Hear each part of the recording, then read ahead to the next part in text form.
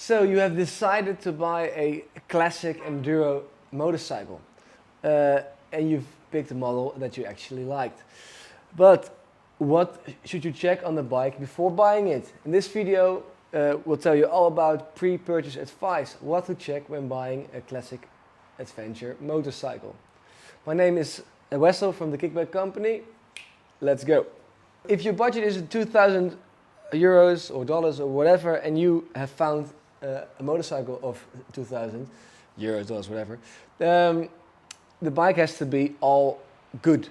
If you have a budget of 2,000 and you bring it in a bike of 1,500, you have a bit of play to change the tires, the chain, or for example the brake pads. So pick your budget wisely. If you found a motorcycle, so first of all, check all the wearing out parts, which are the tires, how good are they, which is the chain kit, which is the brakes. Having to change all of these will cost you approximately 500 euros, so you have to take a look at that. Second, which is very important, is the mileage. How much did the motorcycle run already? These air-cooled engines, single cylinders, they can have a high mileage until 100 plus 1,000 kilometers, but it will need a couple of engine rebuilds.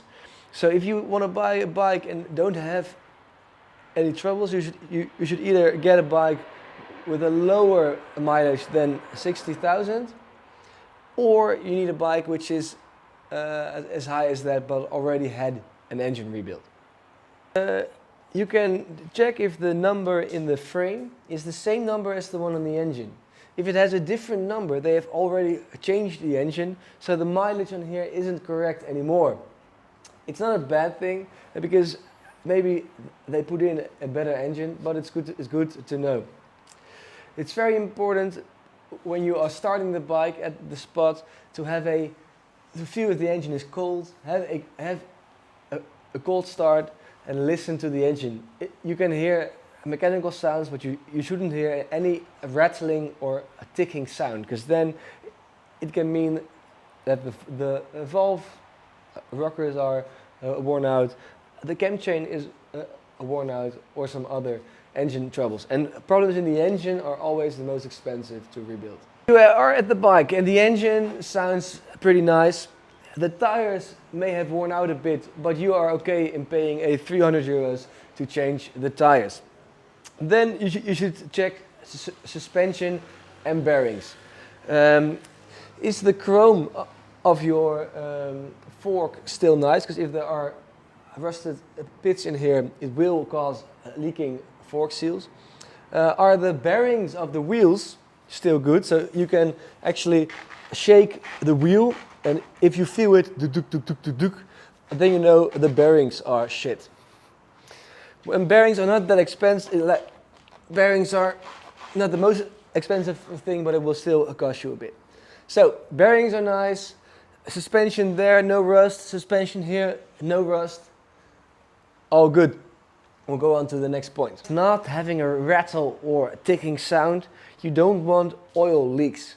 Some oil leaks are easy to fix from the outside, like the one of the shifting axle, but some of them you actually have to open up the engine, which will always cost you a lot more. So check the engine around the head or around the engine case for any oil leak. So the bike started on a cold engine.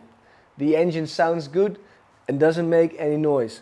The wheels, tires, suspension and chains are either nice, or you have a budget left to fix it.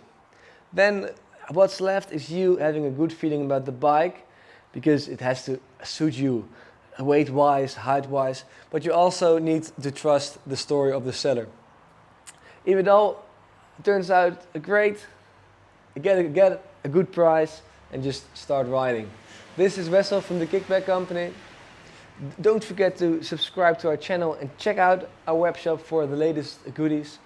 If you don't know yet what motorcycle to buy, we've got a great video to check that out.